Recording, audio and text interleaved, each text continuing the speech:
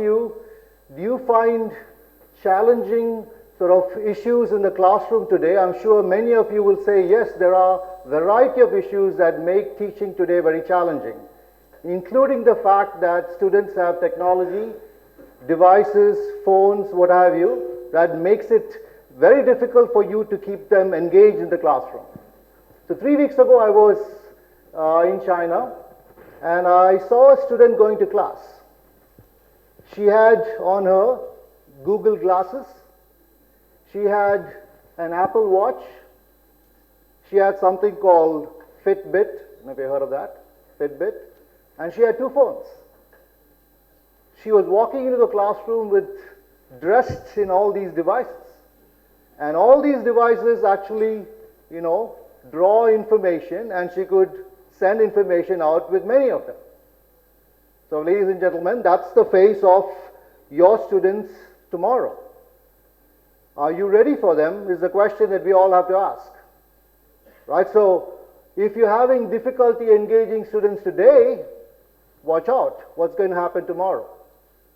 So what I have here is some technology that we have been building here at ISB that attempts to address many of the challenges that you face in the classroom, and possibly the challenges that you will face in the future with students like the one I just described.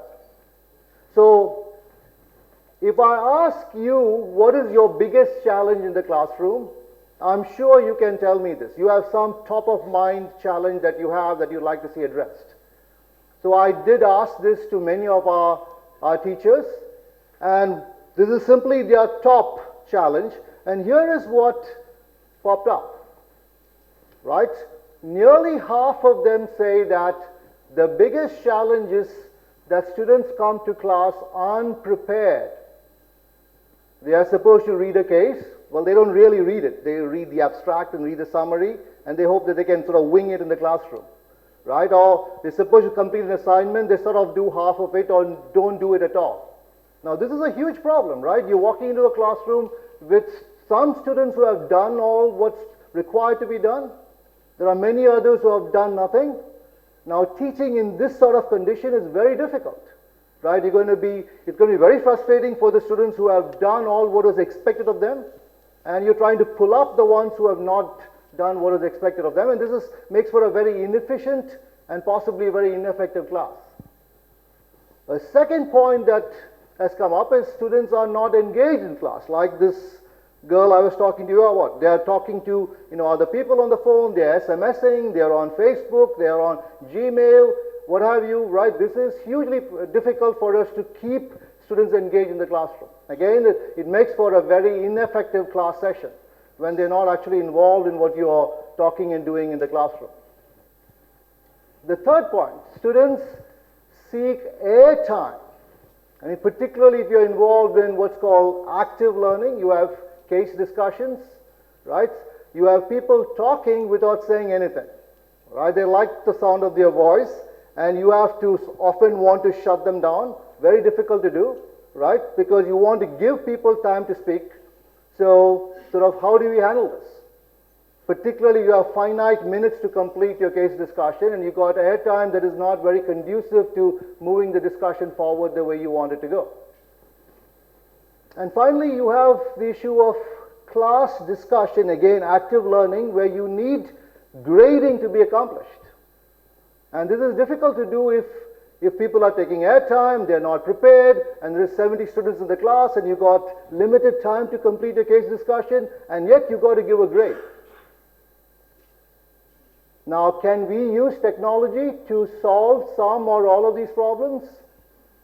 Well, at ISB, we are trying to do that. And let me show you some examples of how this is being done.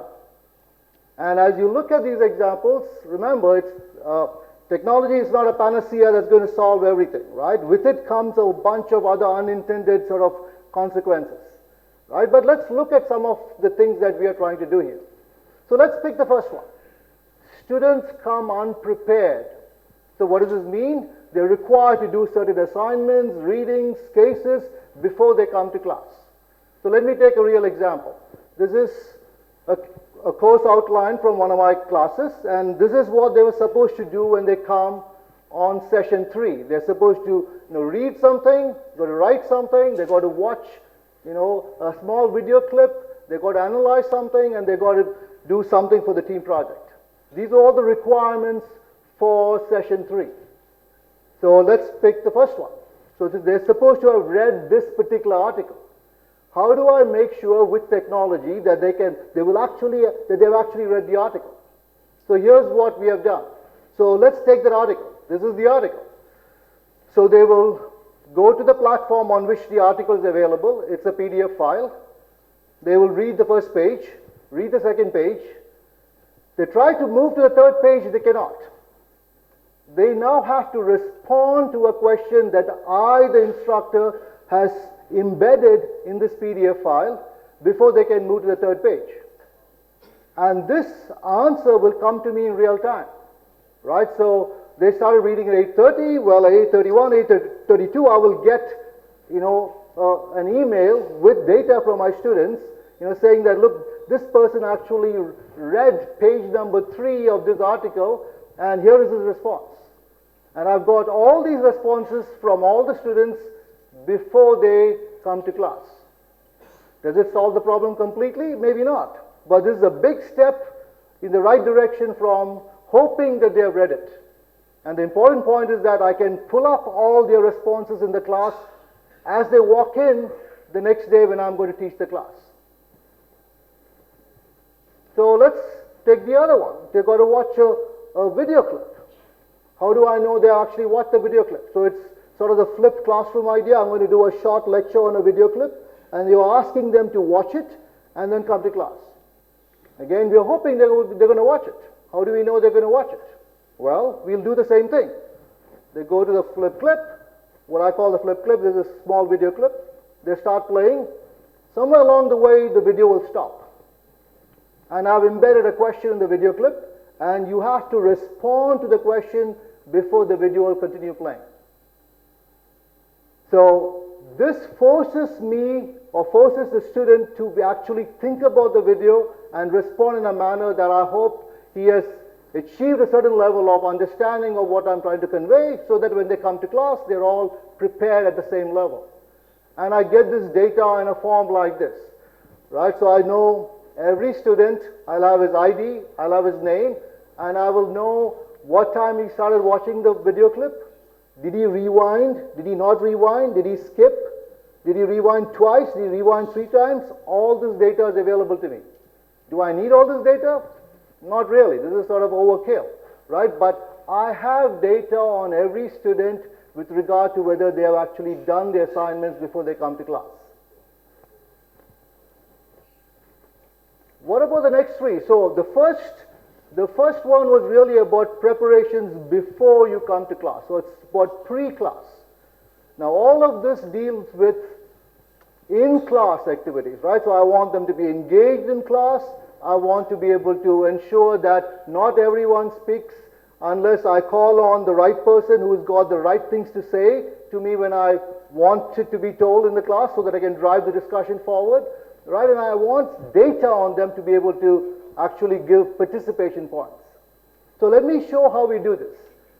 This can be done in the classroom using smartphones, tablets, laptops, what have you. So what I do in my class when they walk in is that, look, I say, power up your mobile phones, not shut them down. Put them on, because we're going to start interacting.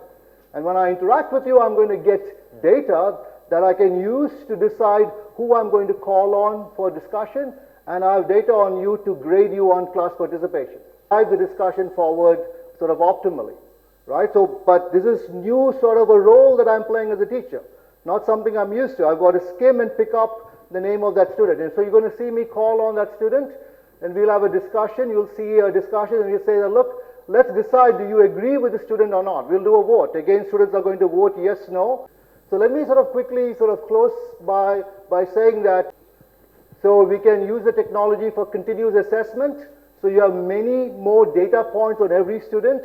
Therefore, you can actually find students who need help earlier than later, which is going to be valuable for helping them move up the learning process that will lead to better learning outcomes. And finally, you can use the technology for your own insights on your teaching. So if you finish teaching a topic and you run, a quick check with the students, you find that 80% have understood the concept, you can move to the next concept. On the other hand, if only 20% have got it, well, maybe you need to spend more time on it. So it gives you, simply close by saying that technology is here to stay. It's only going to get more sophisticated, and I think we need to think ways of how to use technology to meet technology that's coming to us from the student side. Thank you.